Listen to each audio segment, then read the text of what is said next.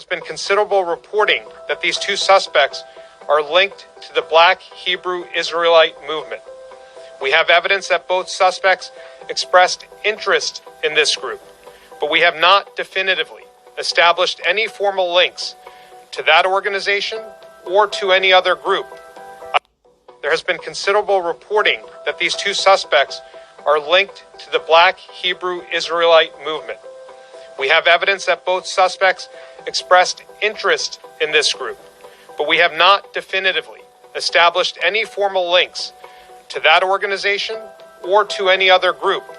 I can confirm that we're investigating this matter as potential acts of domestic terrorism, fueled both by anti-Semitism and anti-law enforcement beliefs.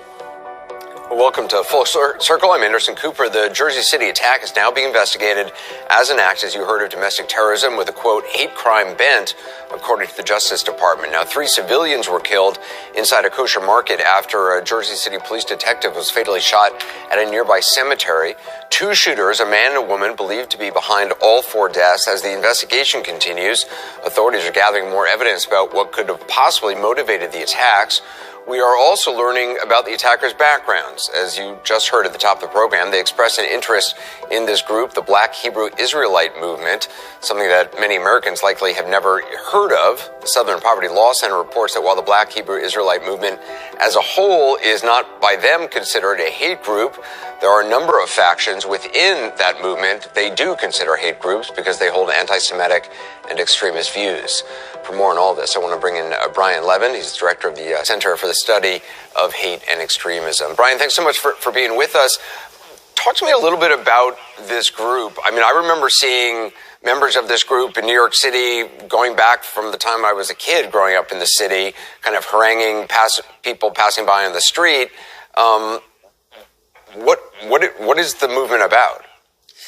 Great question, and it's a broad movement that includes folks who believe that they're descendants of one of the 12 tribes of Israel, to others who say that Jews are actually phonies and the Black Hebrew Israelites are the real Jews. So there's a great diversity within the group. We haven't seen a lot of violence, although there was a stabbing a couple months ago in Florida, double stabbing. But generally, it's as you said. Most people's interactions with at least some of the splinters of this group, it's a diverse group, and they define themselves a bit differently. But the ones that most people are familiar with are the ones that kind of get involved in obnoxious street preaching. And is there a central organization? I mean, is it kind of a top-down organization, or is it a bunch of just different disparate groups? Yeah, there certainly was. It was started in the late 1800s, and there were different folks like a fellow named Frank Cherry and another fellow named William Saunders Crowdy. But today, I think what you'll see are for the ones that we're talking about, they're kind of splintered, and they generally work on their street preaching in the New York to D.C., where I'm at, Metroplex. But bottom line is, they're often, I would say, even cultish, but they're fragmentary and splintered. And there have been some who have been criminals, but for the most part, they've been peaceful. Some of the extreme fringes have indeed been anti-Semitic. But again, there's great variance, and it comes from the notion of African-American identity, and then it takes these tributaries, as you've described. And the group believes they are true descendants of biblical Jews, and they perceive all others as essentially fake Jews. Is that right? Not all of them. We have some folks who adhere to basically a Judaic perspective. Others who say they're Black Hebrew Israelites, but tend to look more like or try to promote kind of a perspective from early Christianity, and others that are really like African-American supremacists.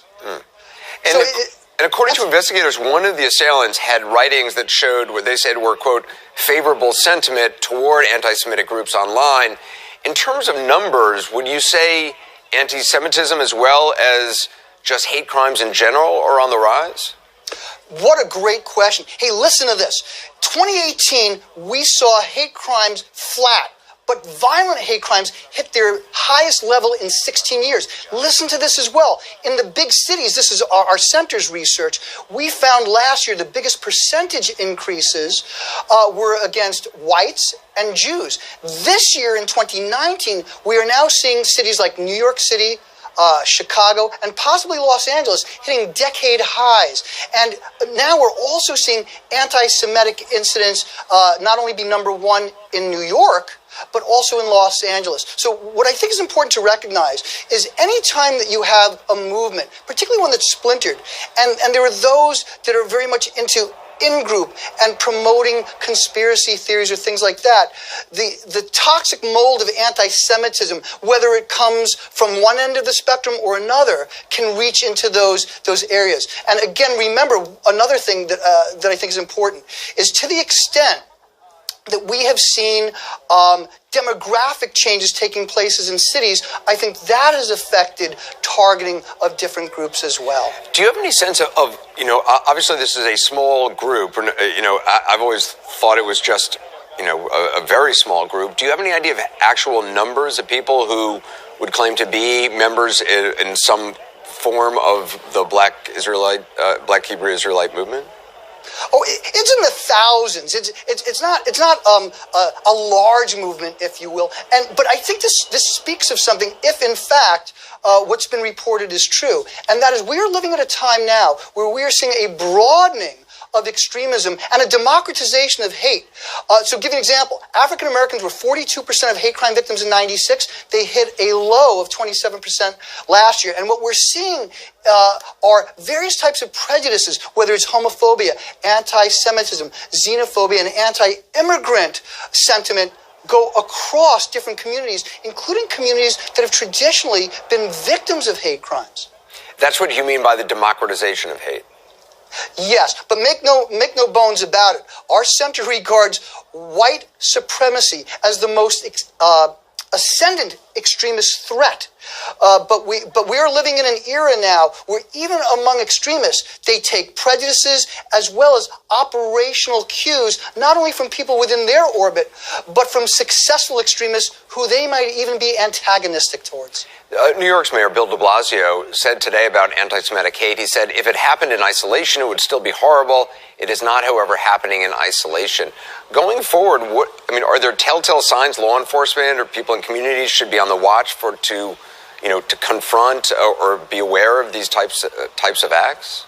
Yes, and one of the things our center is doing with our friend James Nolan at West Virginia University is taking 30 years of FBI data and looking at the days, the dates, and the times when things occur. And you know what we found? Listen to this.